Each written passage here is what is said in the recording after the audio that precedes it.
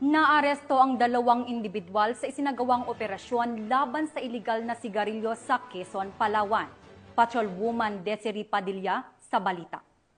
Dalawang individual ang naaresto ng mga otoridad sa kinasang matagumpay na operasyon laban sa iligal na sigarilyo sa Barangay Alfonso 13, bayan ng Quezon, Palawan noong ika-23 ng Agosto taong kasalukuyan. Ang operasyon ay sinagawa ng Quezon Special Boat Crew, 2nd Special Operations Unit sa pangunguna ni Police Lieutenant Richard Rodriguez, katuwang ang Quezon Municipal Police Station, Bureau of Customs, Coast Guard Intelligence Group Palawan, Coast Guard Counterintelligence Division Palawan, at Philippine Tobacco Institute.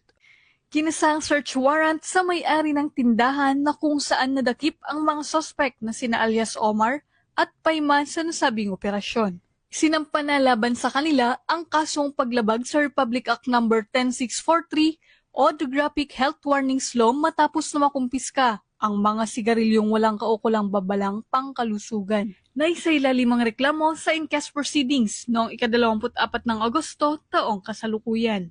Samantala, inihahanda rin ang hiwalay na kaso laban sa mga suspect para sa paglabag sa Republic Act No. 10863 o Customs Modernization and Tarific Act habang hinihintay ang opisyal na sertipikasyon mula sa Bureau of Customs bago tuluyang maisampa ang karagdagang reklamo. Binigyang diin ng mga otoridad na ang operasyon ay bahagi ng mas pinaigting na kampanya ng pamahalaan laban sa iligal na produkto.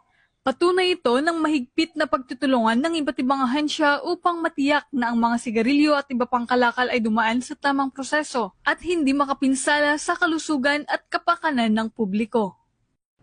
Mula dito sa Home of the Police Eco Warriors, Calapan City, Oriental Mindoro, ako ang iyong PNN correspondent, Patrolwoman Desiree Padilla, alagad ng batas, tagataguyod ng Balitang Pulis.